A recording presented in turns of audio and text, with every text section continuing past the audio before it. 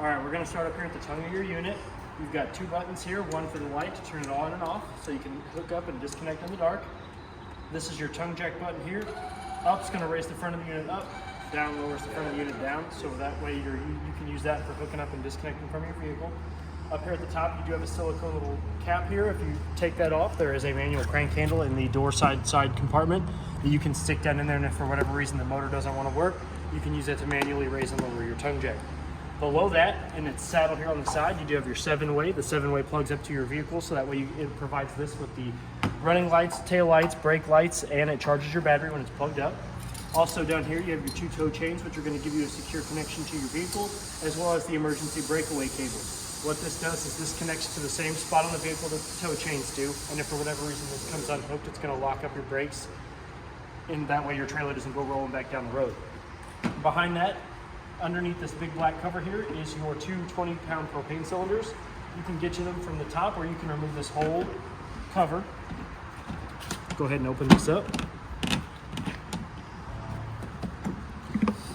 It is fed into the unit with an even flow regulator. So what that does is there's a little arrow here on the side for your convenience to show you which tank you're drawing from.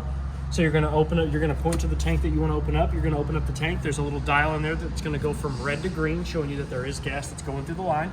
And if that one gets empty, you turn the dial to the other tank, open it up, and you can take the empty tank off and go get it replaced or refilled, okay?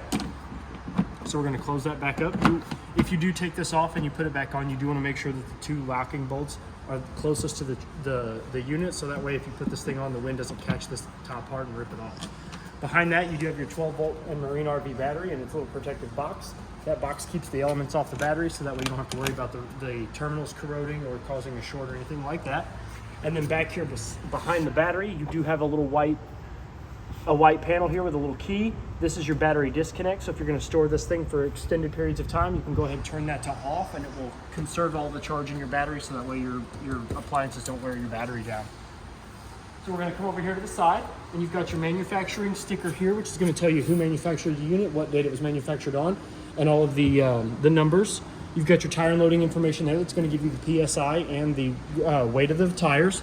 And then down here you have your VIN number, and that's going to be identical to the VIN numbers on your trucks and stuff like that. This is just the VIN number for the unit. And then you've got your lug patterns there. So that's going to be your diagram. If you ever have to change your tire, you can it'll show you based on how many lugs are on your wheel, and you can take that in the orientation of the diagrams, okay? You do have a pass-through compartment here.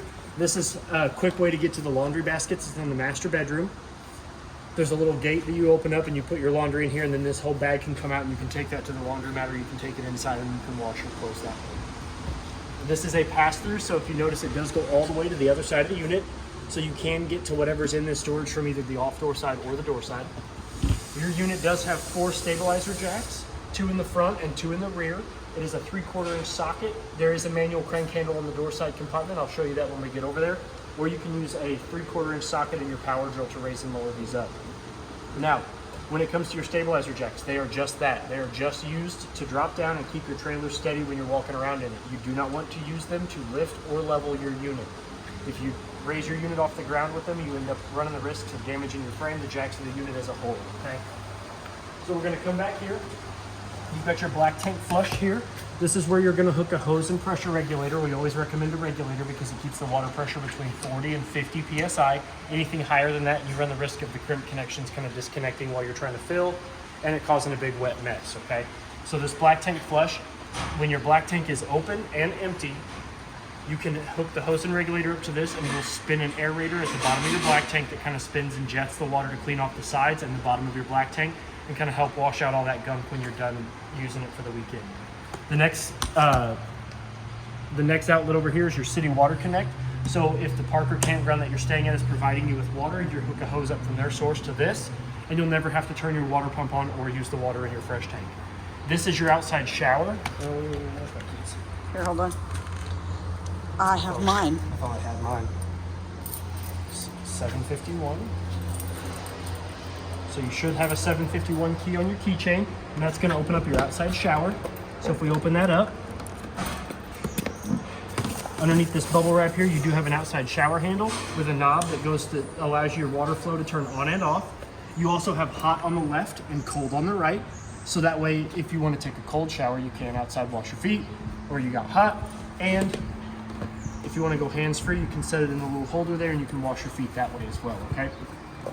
It does coil up around the handles and you can fit it up in there nicely. And then when you're done, the only way to close the door and keep it closed is with the 751 key. It does not stay shut on its own. I think I had it right the first time. There you go, man. Thank you very much. Down here is your sewer connect. You do have this is where you're gonna hook your sewer hose. The other end is gonna go to the proper dump station. You're gonna go ahead and you're gonna pull the black one first. The black is going to be your bio waste or your toilet, where all the stuff from your toilet goes. And then the gray handle is gonna open up your gray tank, which is gonna be where your kitchen sink, your bathroom sink, your shower, and all that comes out of. So you always wanna open up your black first, and then your gray, and then the gray water will help wash out all that bio waste down into the dump station, okay? You've got 2 tires on this side. The lugs have been torqued to 100 foot-pounds as they are per side of the sticker there. And the PSI is checked in them, and they're sitting around anywhere between 63 and 65. 65 is their max. You don't want to go anything above 65, but you can go as low as 60 and everything will still be all right. So we're going to come around here to the back. You do have this is your rear off-door stabilizer jack. Again, it is a 3/4 inch socket, and you do not want to use those to lift and level your unit. They are just to keep it steady while you're inside of it, okay? Up above that is your 30 amp short cord. It is a 30 amp, 36 foot short cord to plug your unit in. This ring will be up against this base here. You're going to put the cord in. You're going to turn it clockwise. That blue light should come on, showing you that it is getting power. And you're going to tighten this ring all the way up to the base of the outlet, okay? What this ring does is it creates a nice tight seal. There's an O-ring in there that completes a seal, so that way you don't have to worry about anything getting in there when your unit is plugged in. It doesn't just put a ring on it? It doesn't just put a ring on it. It doesn't Beyonce it. To undo it, you're going to make sure that this ring is all the way loose up against the base. You're going to give it a 1/4 of a turn counterclockwise, and you're going to pull out. When you pull it out and you're ready to pack it up, you do want to make sure that the cap is down over this connection, because if you don't, water, dirt, bugs, anything can get in there and it can cause a short circuit, or they can trip your breaker or anything like that. If the Parker campground that you're staying at is providing you with satellite or cable, you're going to run a coaxial from their source to one of these. You've got cable on the left and satellite on the right, and depending on which one you're hooked up to, you will get that TV service on the inside and outside of your unit, okay? So we're going to come around here to the back side. You do have a Furion backup camera mount bracket, so if you do want to purchase one of those from the store, you have a place to go with it. It is equipped with a Lipper on-the-go ladder receiver. That's an extendable ladder that gets you roof access that holds up to about 500 pounds. And it's very important about the roof is the life expectancy of your unit. So you want to get up there and you want to make sure that the lap sealer is good about every 90 days. You want to make sure that there's no cuts, tears, holes, rips, bubbles, anything like that. And that right there is going to give you the access to get up there and do that, okay? So you do have a spare tire underneath this tire cover. The PSI has been checked in. It's sitting at 65. And the two lugs that are holding it on do not have to be at the 100 foot-pounds. They just have to be wrenched tight, because you do want to be able to get them off in a hurry in case you do get a flat. You do have a lighted license plate bracket there. Your license plate will go there, and it's got a nice light on it that will light up when your running lights are on. You've got the rear door side stabilizer jack. Again, I'll say it till I'm blue in the face. They are not used for lifting and leveling. They are just used to keep the unit steady while you're walking around in it, okay? Your fresh tank drain is right here. So if we go ahead and pull that, that's going to drain your fresh tank. It's got about 1.5 inch drain valve, so it drains rather quickly. There is water in the unit, so I'm not going to pull it. I want to show you how the hot water heater operates when we get to that. Up here, this is how you fill your fresh tank. You're going to sit the hose and regulator in this spot here. You're going to turn the water on. It's going to fill your fresh tank. It can be the level of your fresh tank can be read at the monitor panel. We'll get to that when we go inside. This is a door stop here to catch the door when it swings open, and this is the door to your Suburban Insta-Heat water heater. So first off, you do have a power switch here. O is for off, I is for ignition. It's the easiest way I can get people to remember that. Every once in a while, you do want to come up here and you want to make sure that your fuse is good and tight. And if you ever want to see if there's any water in your tank or relieve the pressure off of it, you can pull on this valve here and water will come out. It's okay that water get in here. It's got a way to get out of there in case it does get in there. Down below here, you've got your two other door side tires. They have also been checked. The PSI in them is sitting around 63 to 65 PSI as per the tires. And the lugs on them have also been torqued to 100 foot-pounds, okay? As per the sticker on that side, the sticker on that side, and then the PSI is actually on the tires as well as the tire loading information. Your furnace vent here, air is going to go in the top, hot air is going to come out the bottom. This does get hot enough to burn your skin, so you do want to make sure that if you've got anybody playing outside of it while you've got your furnace on, you tell them to stay away from this. Another good investment is a mud dauber screen. It's 2 little dome vents that go over each one of these, and they keep the mud daubers from going in and building nests because they love the smell of propane. It's a $20 part in the store, or it's $155 an hour for us to go in and fish them out. So it's a really good investment. You've got a TV mount here that will work with the TV mount on the inside, so you can just pop the TV mount off. If you've got, even when you put one inside, you can pop the TV mount off, bring it out here, plug it in. This is your coaxial for that TV mount, so if you have any sort of services going on the inside, whether it be cable, satellite, or antenna, you can hook it up to this and you'll get those same sources on the outside of your unit as well. And then you do have a 110 outlet out here that you can plug that in. It is protected by the GFCI circuit. And if you can see this, it says low point drain here. So if we look up underneath there, you do have a blue and red low point drain. Those are the 2 lowest points in the lines of your unit, and those are used for winterizing and dewinterizing of the unit. You open those up, and your water and antifreeze have somewhere to go in case it does start to build up when it gets cold outside. If we come up here to the front, this is your 4th and final stabilizer jack. Again, 3/4 inch socket or the manual crank handle, and you do not want to use them to lift or level the unit. If we open up this side compartment door, it does have a dry erase board up here, so you can write down what's in here. You can let the kids draw on it. As long as you have dry erase markers, you can wipe it off and be good to go. So we have 2 manual crank handles in here. This is the one for the tongue jack up on the front. So you'll pop that silicone cap off, you'll stick this down there, and you can raise and lower the tongue jack manually if for whatever reason the motor gives out. And the next one we have here is the 3/4 inch socket for the stabilizer jacks. This is what you're going to use to raise and lower them if you do not have a 3/4 inch socket and a power drill handy for you, okay? The last thing I want to go over in the side compartment is I don't know if you can see it, but in here there is a light switch. If we turn that light switch on, you do have strips of LEDs that run down the length of the door side of the unit.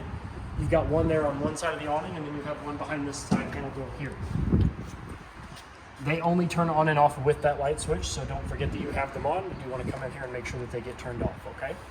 So now we're going to walk back. You do have 2 JBL speakers that are built into the Bluetooth stereo that's on the inside of the unit, so you can listen to stuff on the outside, as well as your 2 awning arms.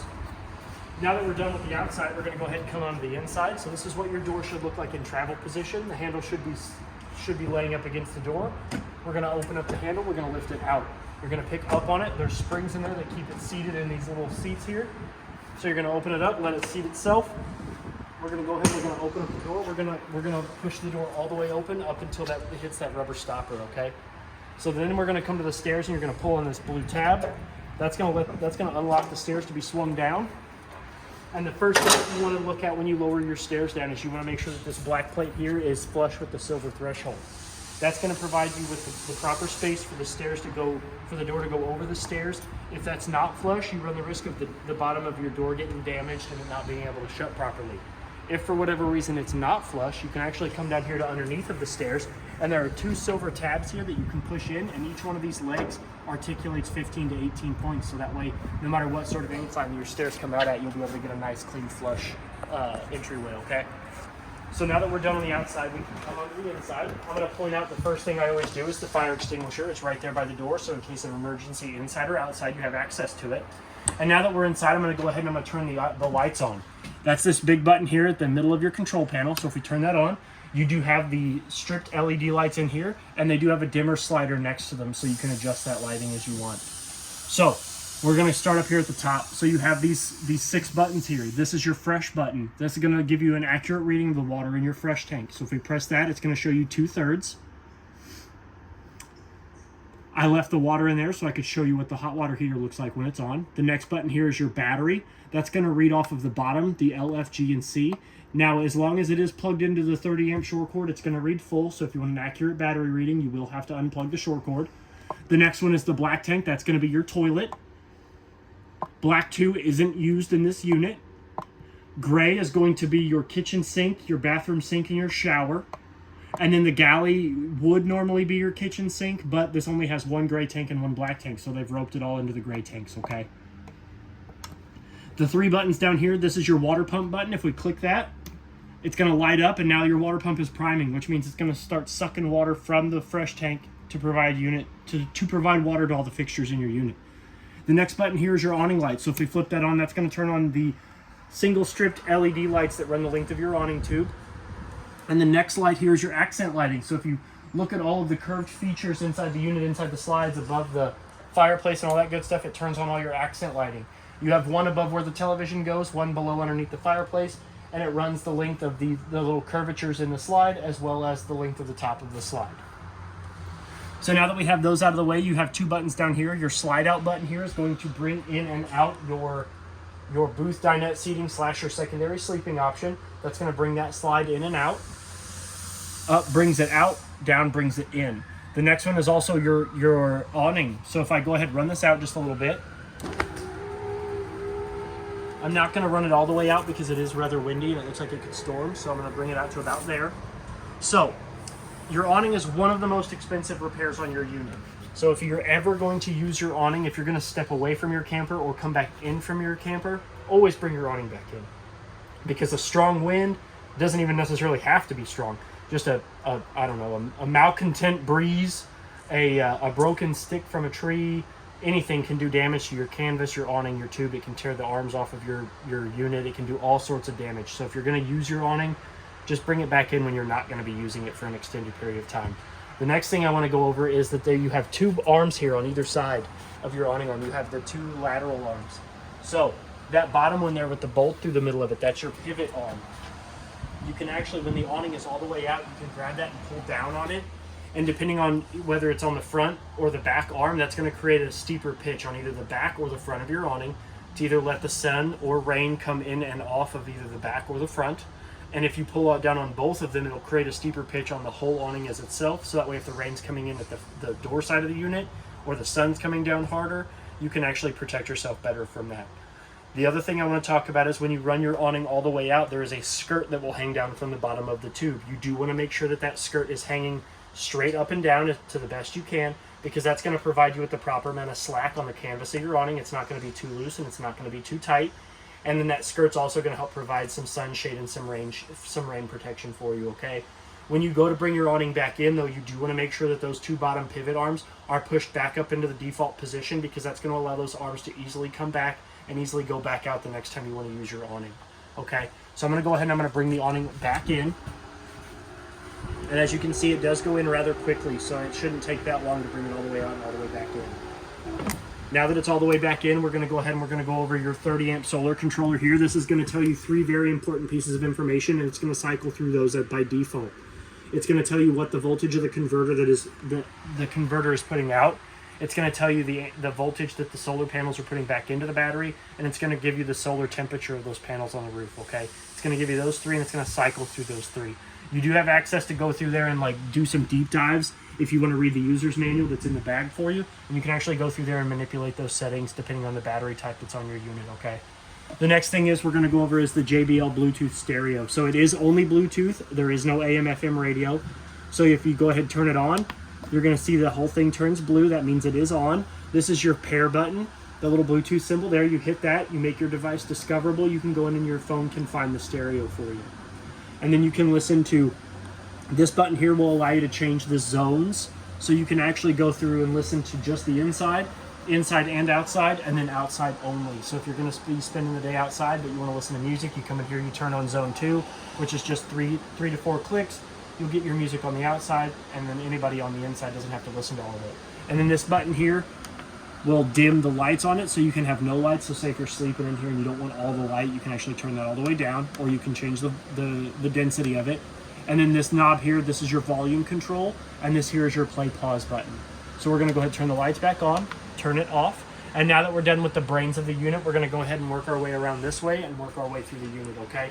So up above our head here, we do have some storage up above the couch / sleeping area. You have a big overhead storage, one large compartment with two doors. Each one of your windows here, these ones do not open. They're just glassed windows. You do have a shade that you can pull down. To get it back up, you just give it a brief tug and it'll go back up. If that ever gets to the position where it shoots up and you feel like that's aggressive, you can actually come here to the side, and there are two little toothed gear wheels that you can actually adjust the sensitivity of that going up and down with. Your curtains here, They do, they're on these little hooks here, but you can close them. Just remove them from the hooks and they'll be able to close. You do have a window here that will act as a fire escape window. It's got the same style of shade. You can pull it all the way down, all the way up. Just let it go and let it go. To open the window, you do want to push the little tab up, push all the way towards the door, and then you'll be able to move the screen as well. If you do go out any of your fire escape windows, please make sure you go out feet first. You never want to go out head first on these things. Same window over here. Each side of your couch does have a 110 outlet and a USB outlet. The USB outlets do pull about 5.09 volts, so that's going to be standard enough to charge any sort of smart device for you, okay? The next thing is your couch does have these two armchair rests that come off, and in order to turn it into a bed, you just pick up, lift that, and now you lay it flat, and now you have a third sleeping option for you if you do need it. To turn it back into a couch, you pick up. I always like to grab the back just to give me a little bit extra support, slide the seat forward, and then put your two little pillows back down here in the side. There is Velcro on them, so they do stick to the sides of the unit. You also do have storage underneath here in forms of some tote storage down there. The totes are included. As well as over here on the side of the wall, you do have your circuit breaker / fuse panel. The one that's going to be the one that you're going to look at the most is the GFI one here, that third 15 amp fuse, or that breaker right there. So if any of your outside outlets get water in them and they trip, this is going to be the breaker that trips. It's going to go into bypass. You're going to want to turn it all the way off and then flip it back all the way to on. That's going to reset your GFCI circuits. Your fuse panel over here is an auto detect fuse panel, so if we close that, if any of these fuses blow, a little red LED light will illuminate next to them and you'll be able to tell exactly which fuse that it is blowing. So we're going to make our way over here to the dinette. So you do have a large U-shaped booth seating. It does have a secondary sleeping option. You're going to remove the tabletop. You're going to pop out these legs. They are just in both of the feet on the top and bottom, in friction, so you don't have to rotate them or screw them out or anything like that. You just pull them out. Your tabletop will then fit on these 4 bump stops here, and then the cushions can be manipulated in a way that this creates a rather large sleeping area for you. Okay, so you have, not only do you have the master bed, but you have this sleeping area, and then you have that sleeping area as well. And then underneath each one of the booth seating, you do have 2 more storage areas with totes included. Above each one of these, you do have a manual push button light over here, as well as above the dinette booth seating.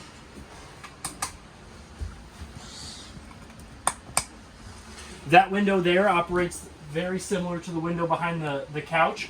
You'll pull down on the tab, slide the window over up towards the front of the unit. The screen can go with it, and you can exit out of that as a fire escape window as well.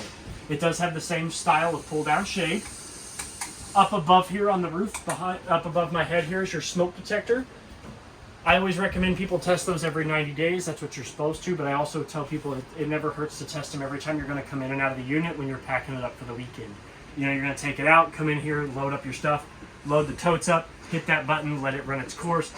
You're good to go. As somebody that has survived a house fire, my smoke detector is what saved my life.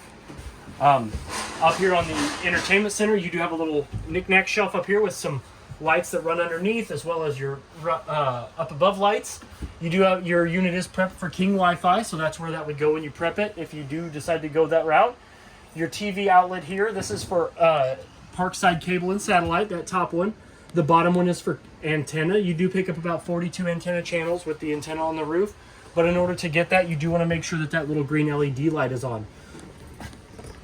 By pushing this button. Yep. So you push this little button. If the coaxial is connected to the bottom one, you'll get antenna. If you want cable and satellite, you connect it to the top and you turn that button off. Now, I will tell you that this will also, when this is on, that will also mess with any sort of FM radios that you have on. When it is off, if you have like an FM radio inside, this will manipulate through that radio. It did it with my phone the other day. It cut my radio completely off. You do have a 110 outlet there, so you can plug in whatever TV. The TV mount, which is very similar to the one on the outside of the unit. Now the base plate to that goes to the back side of your TV is in the owner's bag that is in this drawer right here. It is a V-shaped slide that you can just mount to the back of your television, slide it onto that bracket there, and if you want to watch TV outside, you can unplug it, move it to the one on the outside, and it slides right into that one as well. Below that is your fireplace, which there is a remote to that as well inside the bag. that has all the other good stuff in it. That fireplace has the same buttons that the remote does, which are right here. So if we turn it on, the one on the far right is the power button. The one next to that is the flame color, which will illuminate the flames behind the rocks. The next one is the rock color, or L for layer. The next one here is your temperature control. So you have off, low heat, and high heat. And then the next button next to that is your timer button. So you have increments of 0 hours, which is always on and always off, or 30 minutes. And then up from that, it goes from the hour increments all the way up to 9. So every 9 hours it'll kick on, and then every 9 hours it'll kick back off. Next behind that is your Coleman Mach thermostat. So if we wake it up, we click the button, it wakes up. We're going to go into mode select by clicking it one more time. Now we're going to go from mode select from off to cool to heat to cool and heat, which is dual climate. It'll stay at one temperature. And then dry cool, which is a dehumidified cool for you. Now, if we go into cool and we go to fan speeds, it's going to have 4 options: high auto, high, and low. Okay, so I always recommend high auto is the best because that's what's going to allow the compressor to cycle. If you leave it on high, it's just going to constantly run. And if you leave it on low, which I'd never recommend anybody putting their air conditioners on low, because it puts out less cold than what it's making, and it runs the risk of freezing up your compressor. Okay, so we're just going to stick with high. I would just recommend sticking with high and high auto if you're going to do that route. Okay, so now that we're done with this side, we're going to go ahead and go on to the kitchen side. So as you saw, you do have some storage down here. Pull out drawer. That's your owner's bag. Pull out drawer down underneath. You do have another cabinet over here. And for winterizing and dewinterizing purposes, your water pump is actually underneath behind this panel here. So if you do want to get to it without having to unscrew anything, you can actually pull out these drawers from this side, and you actually can get to your water pump down in there. There is a valve on there that you will need to put into bypass and use it to siphon through to your antifreeze jug, or you can just bring it here and have us winterize it and dewinterize it for you. Up above the sink, you do have more above head storage. Your sink is a rather large basin sink with a rollable drying mat. It does have the temperature labeled, so all the way towards you is hot, all the way up is cold, and then to draw water, you're going to pull outward, and that's going to allow the water to flow through the feature. You do have a faucet that's got an extendable neck, so you can kind of get in there and spray your dishes, your vegetables, your fish, whatever it is you're doing. Set this back. And the neat thing about these sinks is that this arm can rotate out of the way, so you can just kind of do your thing, and then when you're ready to put it back up, you can stick it back up there. It does have a stopper just like the stoppers at home. Kind of just fits down in there. You do have a GFCI protected outlet there on the back, so if you do want to plug in anything in like a blender or a coffee maker or anything like that, you have access to do so. Your mini blinds here in the kitchen are just like your standard in-home mini blinds. You pull on the 2 strings, they'll go up. Lock that gear up there into place. To open it, you're going to lift up on the tab, and then they'll go towards the front of the unit, and then you'll be able to open your window up that way. To let it back down, you just grab a hold, let the little silver gear fall out, close it back up. It does have two travel locks here, so you can actually fit this thing down into these 2 travel locks, and that way your mini blinds aren't bouncing all over the place. As well as a pivot rod here, so you can change the pitch of the mini blinds to let either more sun in or more sun out when they're closed. You have a little rack up here for your spices. Underneath this, if you lift this up, this is going to give you access to your microwave. You open that up, it's just a spin top microwave, just like at home, all the same features. Below that, you have your Furion vent fan and light. So if you want to be cooking in the dark, you can hit up for light or down for your vent fan. We'll go ahead and close this back up. Your stove does have a glass top on it, but it is not a glass cooktop. So in order to use your stove, you do need to flip the plate up to create a backsplash. And then what you're going to do to light your stovetop is you're going to flip the button up, which is going to illuminate your burners. You're going to go ahead and you're going to push in. You're going to turn to the little flame. The ring's going to turn red, and then you're going to sit here and you're going to turn this until the burner comes on. You're going to hold that for about 5 seconds and let that thermocouple get nice, good, and hot.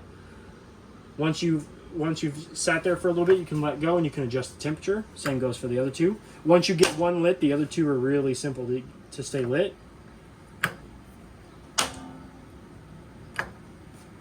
And then to turn them off, you just want to make sure that all the knobs are back to the blue. To turn your oven on, you're going to flip the button from the up to the down position. First thing you're going to do is open your door. You never want to try to light your oven with the door closed. So you're going to take this knob over here, you're going to push in, you're going to rotate to the flame. The ring's going to turn red. You're then going to come down here and you're going to turn this until you see the pilot light come on.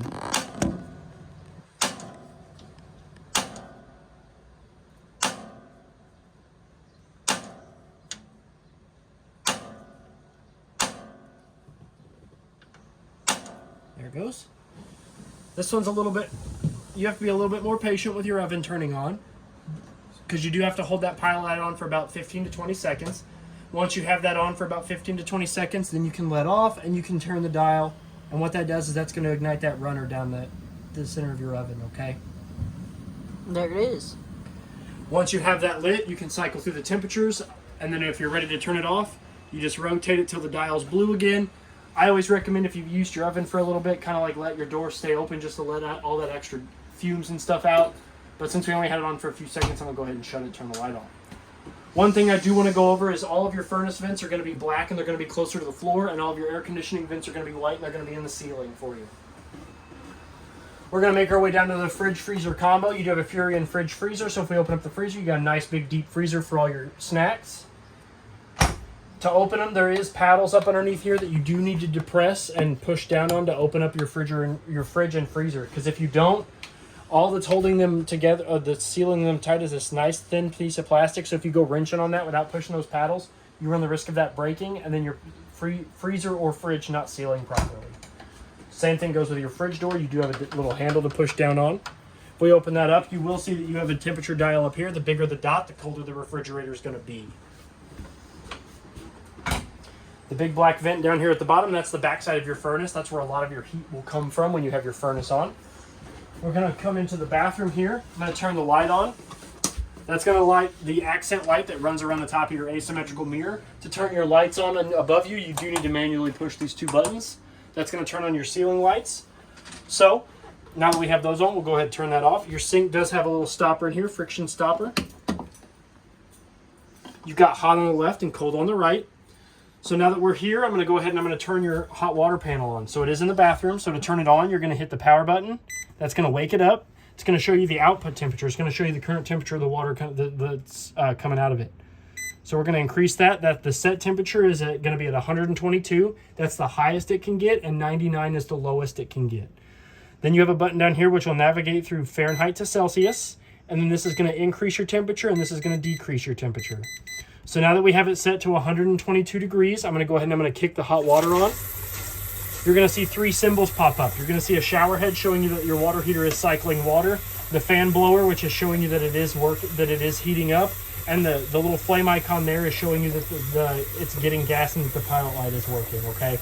You do need all three of those symbols there to be illuminated so you can get hot water, and as you can see, the temperature is rising on your hot water heater, okay?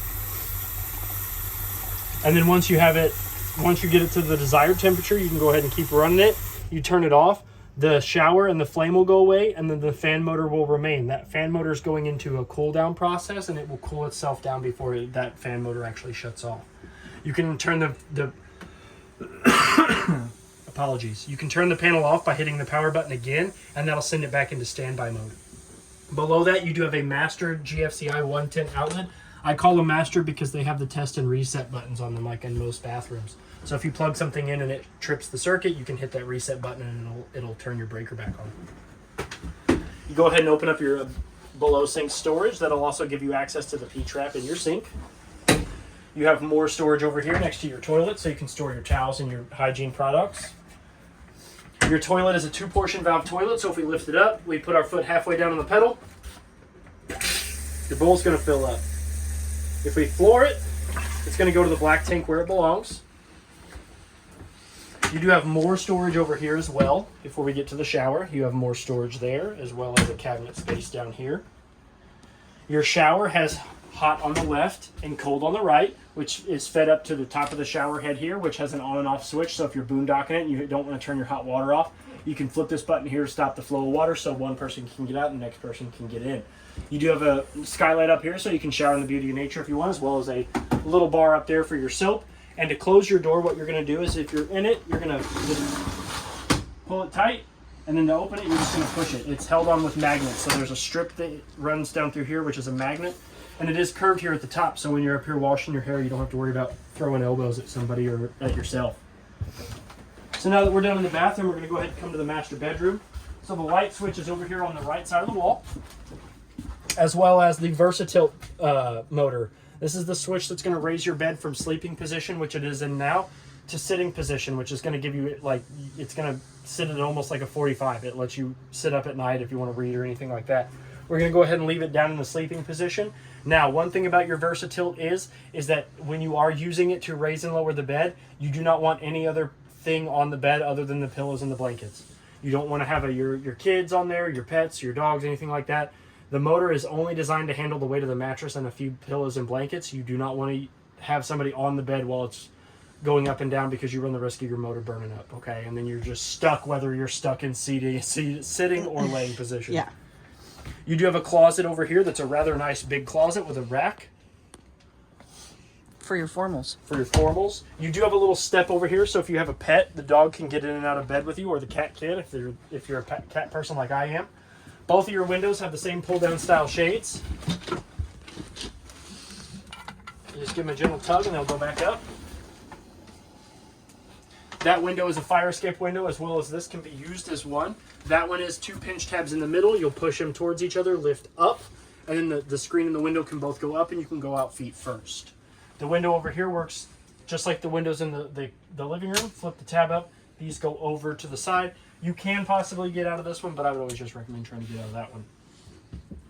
Each side of the bed does have a 110 and a USB outlet. That one's kind of tucked in behind the closet there on the side.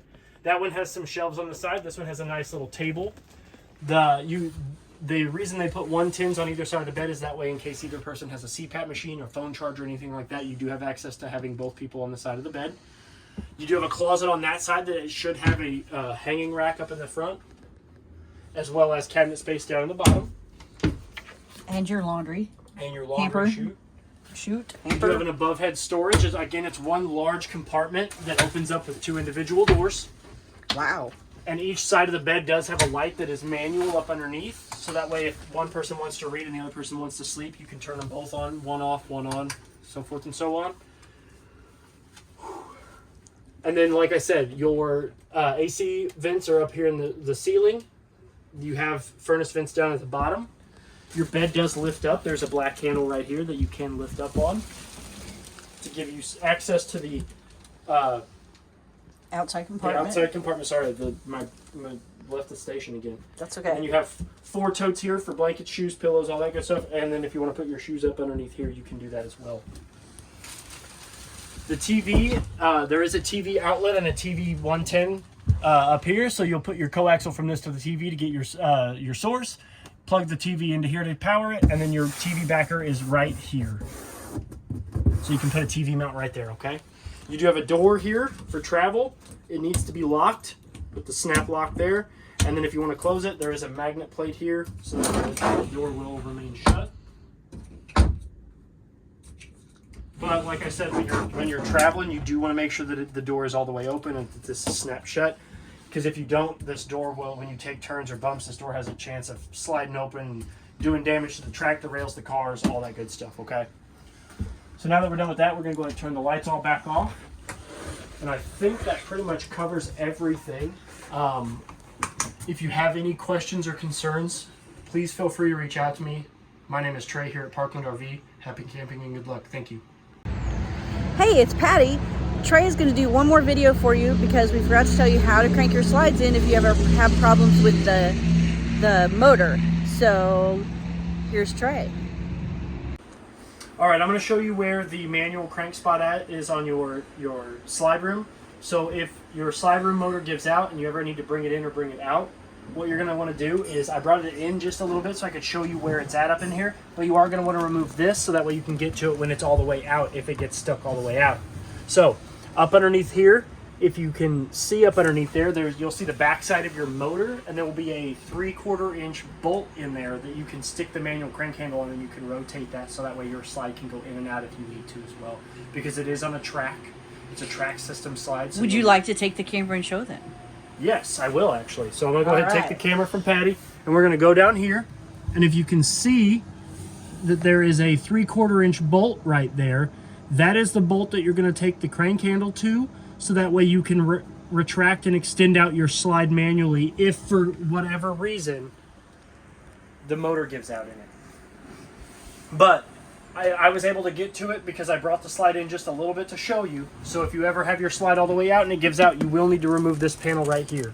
And that'll give you access. That'll give you access to your slide motor, yes. All right, thanks, Trey. Thank you. You're awesome.